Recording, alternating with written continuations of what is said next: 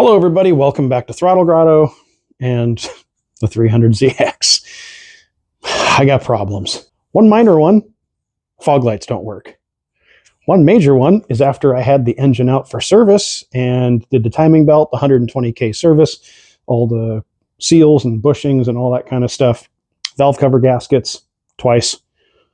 I've got a pretty bad oil leak. Like really bad. Like I've driven it twice. Check this out. Let's see if I can show you guys down in here. I got my brand new, like literally out of the box, brand new, put on the car, Concept Z lower splash guard. It's not really a skid plate.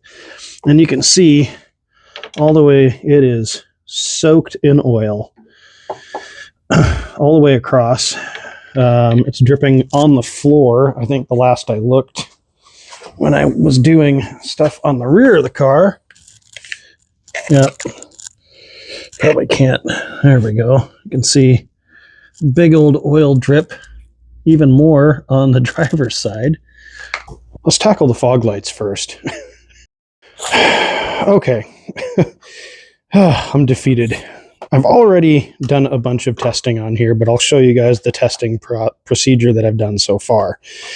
First thing that I've done is I've pulled off the cover and looked at the cover, and it shows here that there's a 15 amp fuse for the fog lights, which is right here. And according to my test light, I have good power on both sides of the fuse. So it tells me that that is good. Next thing that could be bad is this relay. And it's a little finicky to get out with one hand. There's a little tab that you got to depress. You got to use something to push this little tab down inside of there. And then that comes out. And we can test here. So I should have, I got power there. So that should be full-time power. Oh, there's a little tiny diagram on the top. It shows, I can't even read it with my bad eyes. So I have power there. If I go inside and turn on the fog light switch,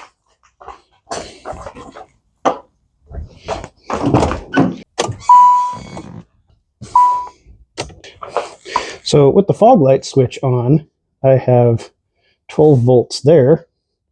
So that tells me I'm getting power to there.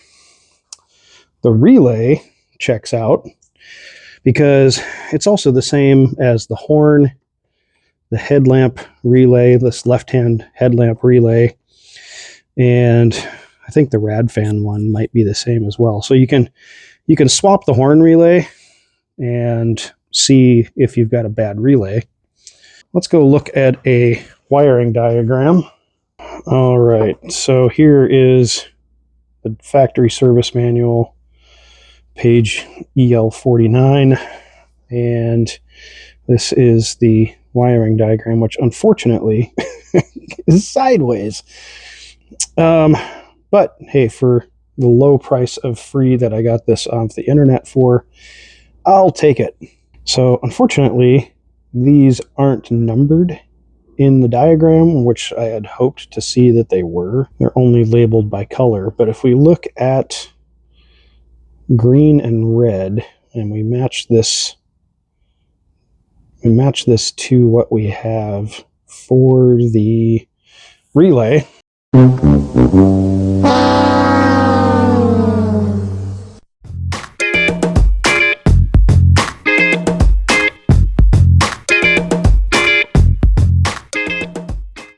For those of you not familiar with the power probe, here it is. It's got two terminals, negative and positive, and a probe, and also an auxiliary ground clamp. So you can do all kinds of cool stuff like powering up things, checking out things, powering up if you want to test bulbs, if you want to test circuits or relays or whatever. It's got a super long cord so you can get all the way around just about any vehicle. And it will tell you, like here, so it'll tell you here, I got 12 volts there, got 12 volts there. Okay, so if I go to the top terminals there, the two narrower ones, I do get power, I do get fog lights working. So that tells me that the fog light wiring is good, the bulbs are good. Now, why is the relay not switching or closing that terminal to bridge those two terminals together? All right, for this step, I have my multimeter and I've got it set to give me an audible when I have continuity. I can test that here, make sure my leads are tight. I'm going to look at the right-hand headlamp relay. We said pin 1 on here, which is this one, and then pin 3, which is a little harder to see, does not have continuity. So did I read the diagram wrong? All right, so I do have continuity between the, so confusing. So between pin number 3 of the fog light plug and pin number 1 of the headlight lamp left or right hand relay. So I do have continuity between those. I've checked the relay, I've checked the fuses, I've checked the headlamp relay, the continuity between the headlamp relay and the fog light relay. All those things check out. The only, like, I've even pulled the switch. Well, here, I'll show you. All right, go back to our continuity tester here.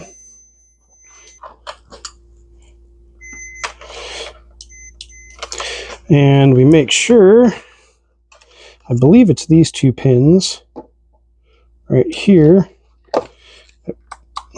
Turn that. Okay, so I got continuity there, the switch is on.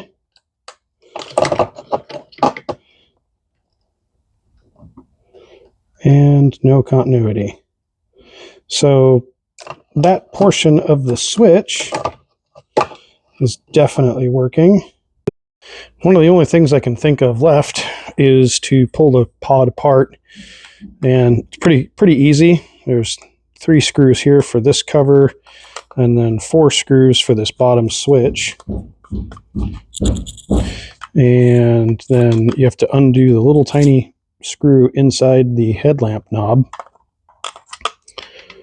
And then all of this comes right apart. Back cover comes off. You can access this by these little plastic pinch clips here. And this whole circuit board drops out. And there is our fog light switch right there. These are screws. This top one is your defrost. And then these little pegs here are your illumination up and down.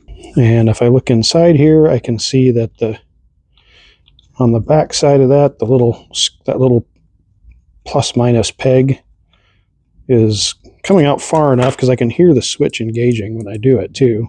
So I'm going to pull this ground out.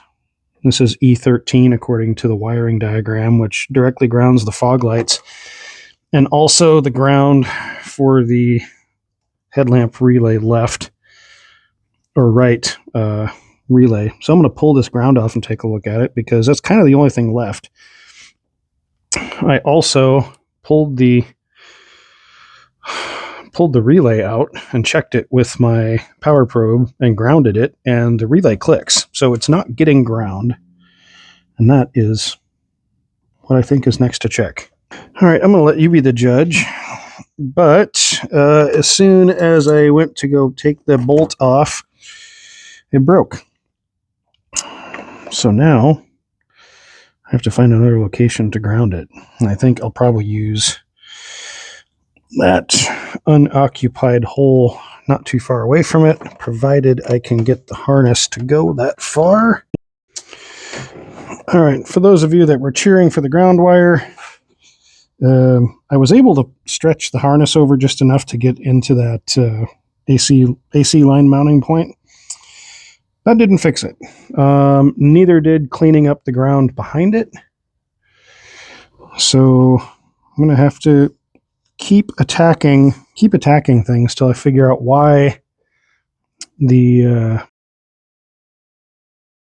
this relay, the fog light relay, is not grounding and triggering.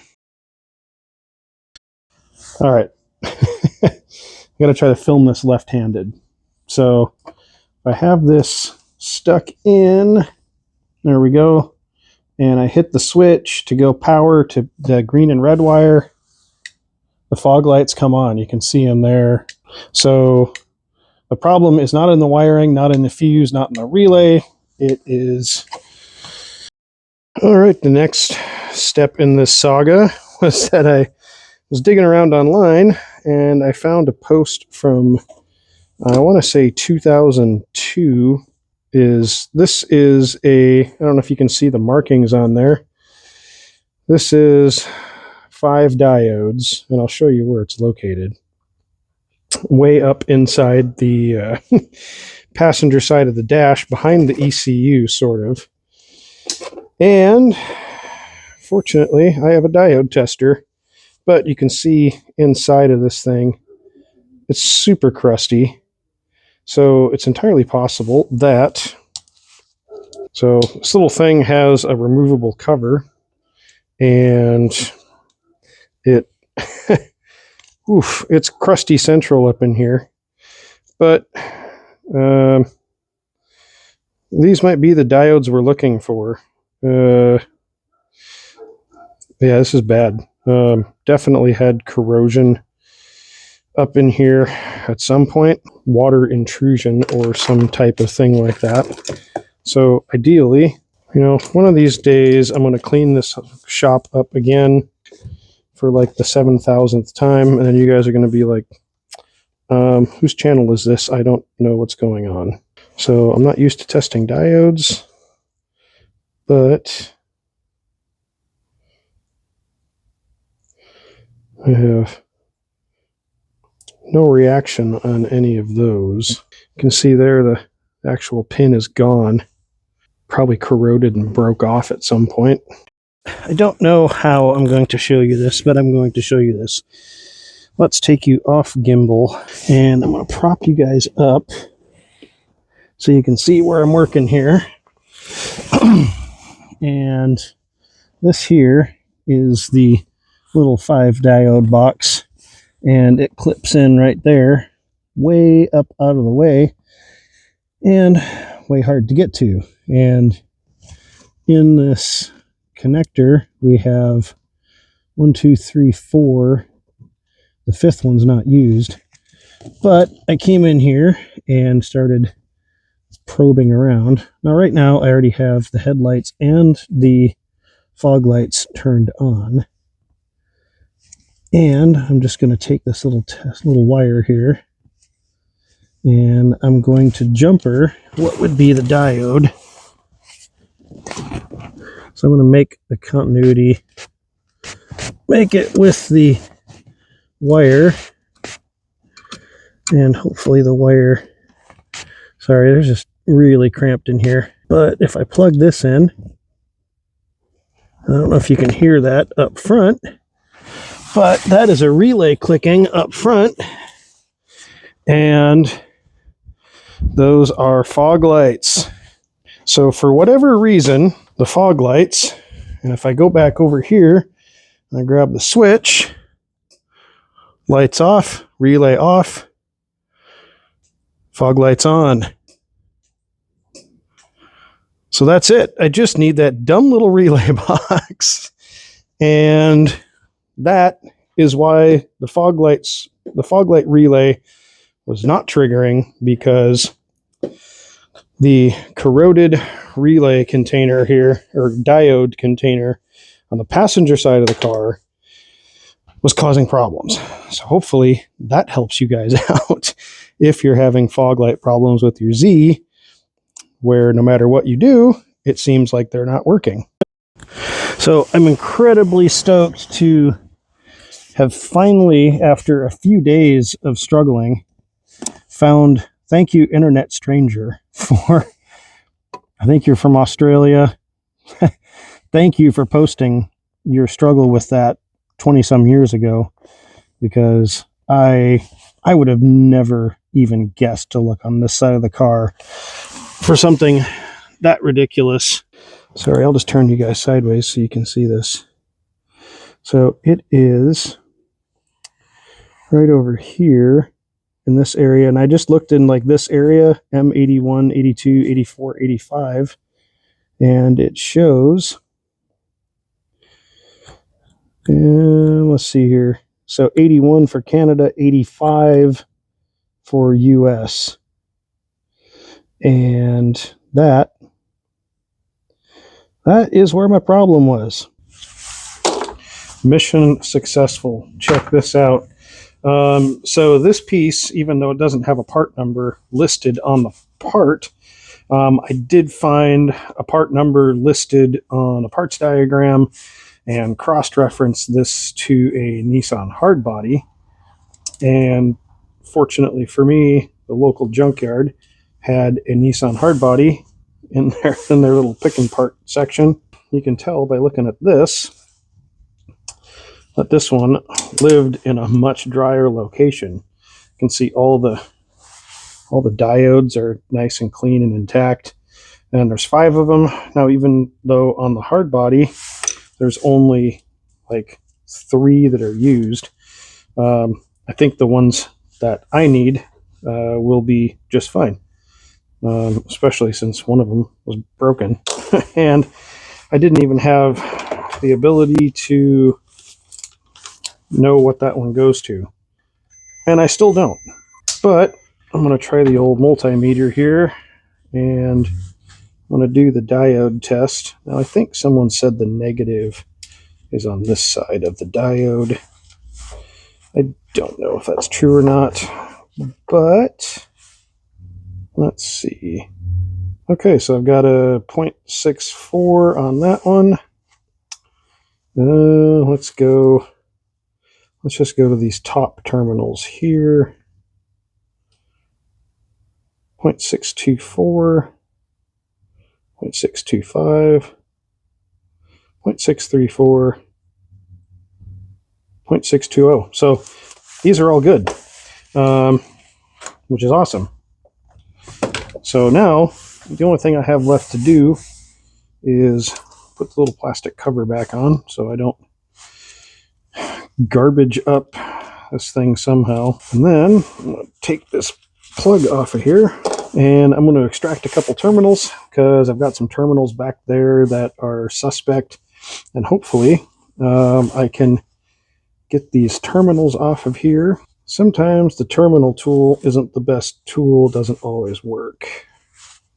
You have to get creative when you're pulling things apart like this sometimes.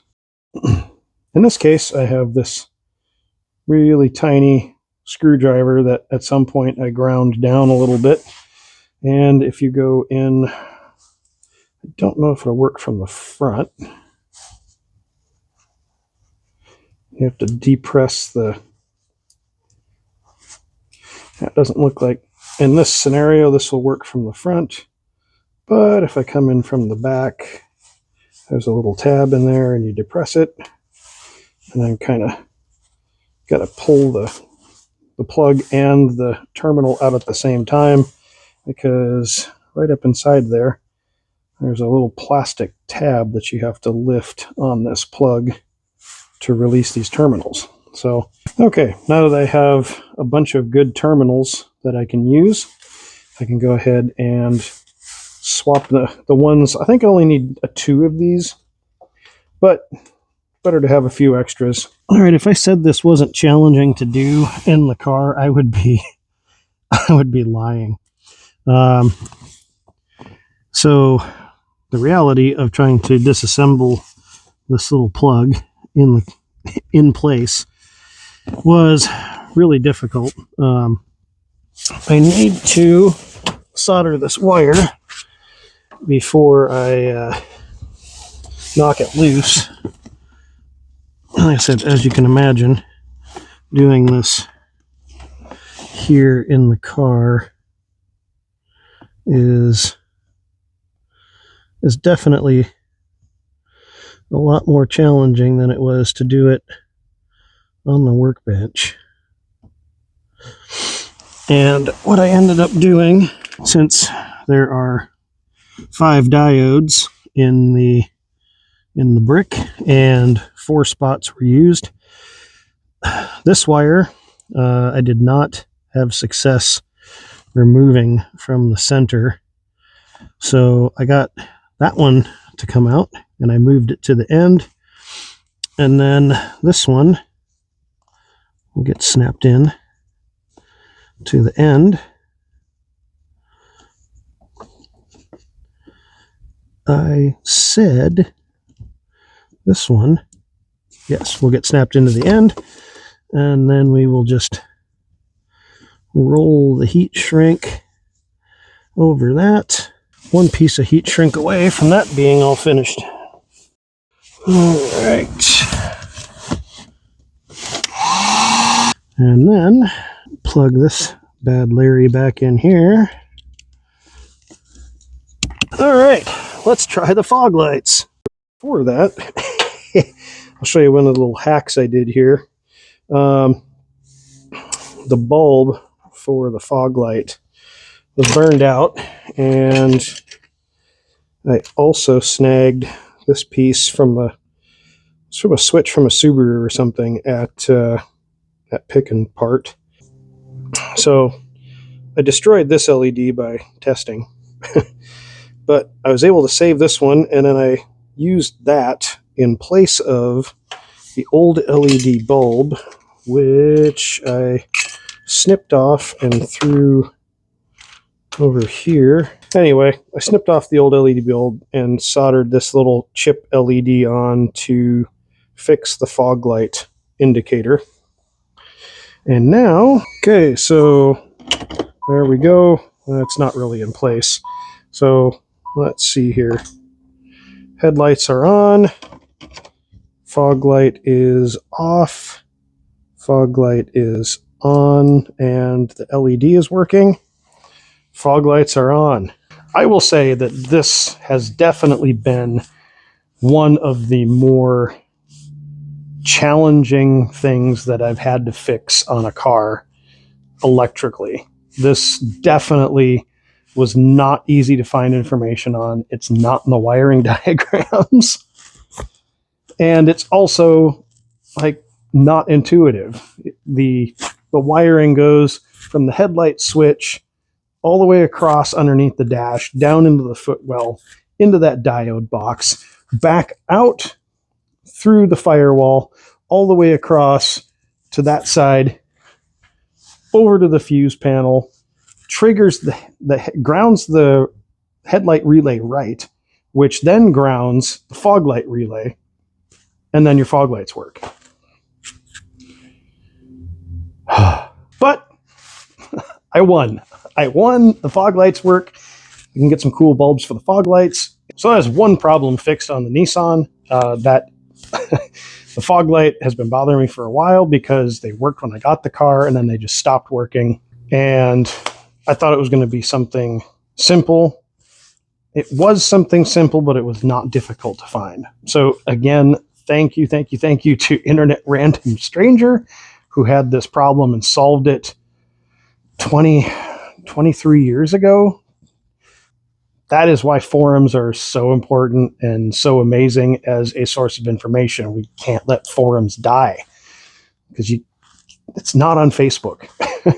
For those of you newer to building cars, forums were key in getting all this information and figuring out how to do this stuff well before YouTube. And this kind of stuff isn't on YouTube, so that's why it's here. you're having problems with your Nissan fog lights, check that diode, get one from a hard body, take part of the plugs and swap out some of the plugs and snap it all together and make it work. And if your relay is good, your fuse is good, your switch is good, then there's your problem. So hopefully that helps you guys out with your 300ZX. Who knows what else? Who knows what else Nissan put these things in? Also, if you're looking for one from a D21, they are behind the fuse panel and up over the top of, like, there's like a junction block or something like that. And that's where I found this one. So much drier place than this one was in the 300ZX. So I'm going to wrap this video up and keep it just to the fog lights. We're going to get back to the oil leak. I figured out the oil leak, but you're going to have to wait till next time to learn what I get to do to fix the oil leak. Thank you for watching Throttle Grotto. Click like, subscribe, all that stuff. We got new merch. The shirts are down below in the little address bar. Check those out. We got the cat logo. I don't have one on right now, but the Marshall style logo that I've worked on for a little bit is now on a hoodie, and you can get one down in the link below. So until next time, get out there and work on something.